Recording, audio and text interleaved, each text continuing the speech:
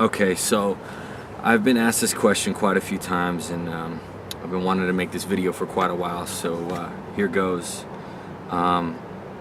People ask me what my nickname Set-Free means, and I figured today would kind of be the perfect day to explain it in the best way that I possibly can. It's an abbreviation. Somebody very close to me that I cared about very much passed away. 8 years today, and it's her initials, Sarah Elizabeth Trump. And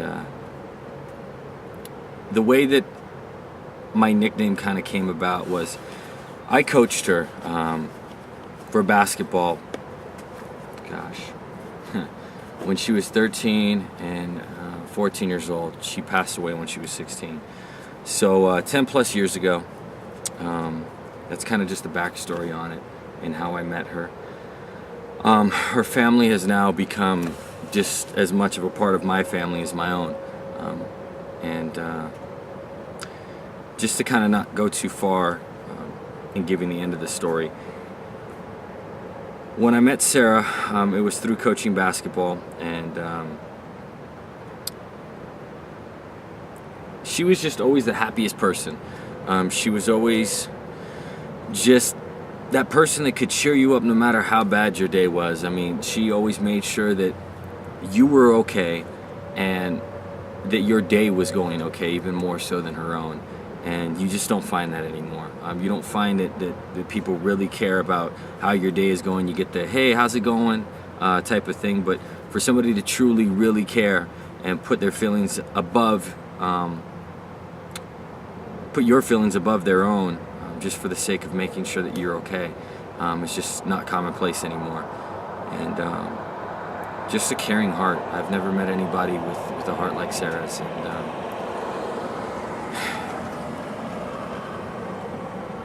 that's hard.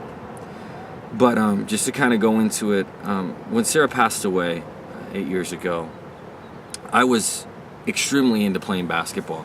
I was trying out for a lot of teams at the time. I made basketball basically my god. It was so important to me that when I didn't have a good game or I didn't perform the way that I felt like I should perform, I would have a bad day, a bad week, I would make myself sick, whatever the case may be. I always made basketball way too important. At the time, when Sarah passed away, I had been trying out for a team that I practiced and practiced and practiced for. I mean, it was something that I wanted nothing more in life but to travel the country with this team and play with this team. And I was so sure that God had that for me, that I put all my eggs into that basket and didn't worry about anything else.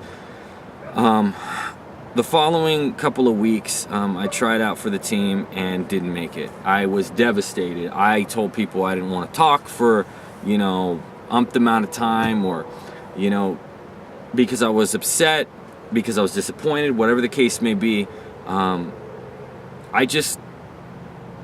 I took basketball too serious. It became this almost religion for me. And I know that that can kind of be anything in life. It doesn't necessarily have to be basketball, but that was what it was for me. Now, I was caught feeling sorry for myself and feeling bad because of the way that I performed, but at the end of the day, when I found out that Sarah had passed away, I was so angry almost at myself for making something that was just a game so important, or anything in life at that, so important, that this was the first person I had lost that was very close to me. And it kind of threw me for a loop and woke me up and gave me a piece of reality, really. And when that happened, I stopped playing basketball. I stopped playing basketball, and I said I wouldn't touch a basketball again, because it was how I met Sarah. It hurt to pick up a basketball. It hurt to even think about playing basketball. I mean, one, because I realized my fault in it, and number two is that it was just too painful.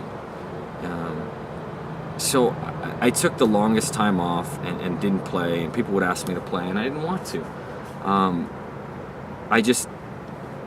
it reminded me too much of just Sarah, and also what I made important in life that wasn't important, you know.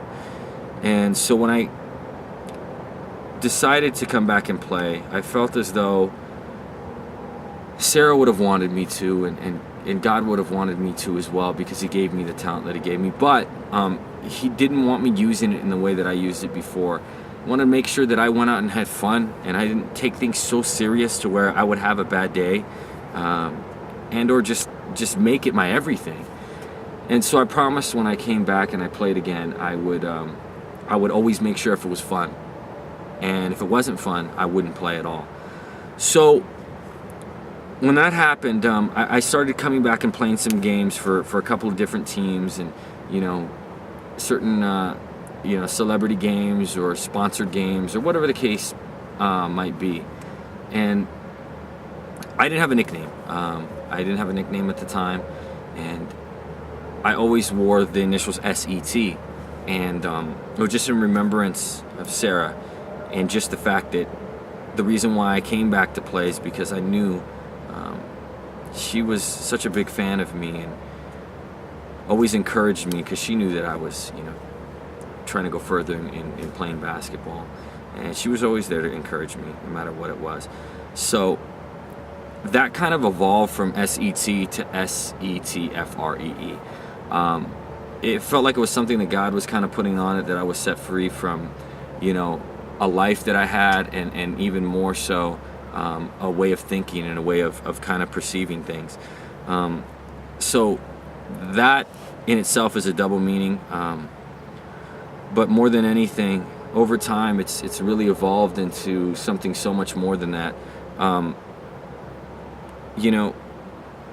She, the last time that I saw her, asked me to make her a logo of her name, because I had, I was always a drawer, and I designed jewelry, and I did other things like that. And that was one thing after she passed away that I made sure to finish. And I designed that logo, incorporated with my own logo that I had made before, and it fit perfect.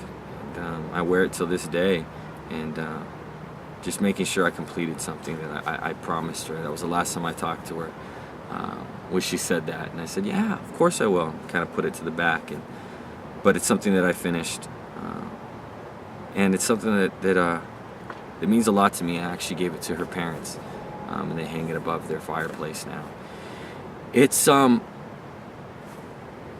even more so than Sarah. I've just recently in life realized how much this world is lacking people like her, lacking a Sarah Trump, lacking people that care, people that have a heart. And the last thing that she said, the last thing that I read, was that she just didn't feel like the world cared anymore. Didn't feel like the world loved each other enough. The world was willing to sacrifice for each other, and the world was willing to just love one another. And I can tell you from experience that is very much the case. And for me, I make sure that every single day that I try to exude that through the love that Jesus Christ has shown me, that I can show to others, and that it's a different kind of love than the world's love. The world's love is, I love you until you don't love me back, and then I won't love you anymore. Christ's kind of love is, I love you no matter even if you hate me. And that's the difference, is that people can speak that all they want and say that all they want, but until you put it into action, and until you see it, I've seen it firsthand with the Lord and what He did at the cross. I mean, we don't have a bigger example than that. There's no such thing. And He died for us while we yet sinners, and why we even think we deserve that is beyond me. And we don't deserve it. So I think that set free is kind of a double meaning in many of ways, but more so, just kind of want to let everybody know that's how I got the name.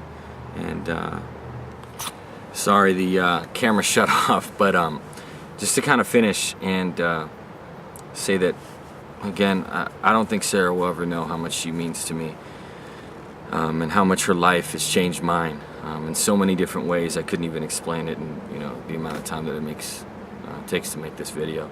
And her parents will never understand how much their life has been an influence on mine, and how without Sarah, I don't believe that I would be in the position I am, and without her family, I don't believe I'd be in the position that I'm in right now either. And for every thing that Satan meant for bad, God turns in for good, and it says that in the scriptures. And I truly believe that. I can say that because I've lived through that, and I know that something that was so tragic and something that happened, God has turned for good. And He's used this in so many different ways that I can't even number. So, again, that's kind of the story of it all. Explanation of what set free means. It's Sarah Elizabeth Trump, and then the double meaning is I have been set free. I've been set free from a lot of things, especially in the last 8 years since Sarah's passed away. It's definitely been life-changing. So anyways, set free, I guess, signing off. I love you, Sarah. Transmission out.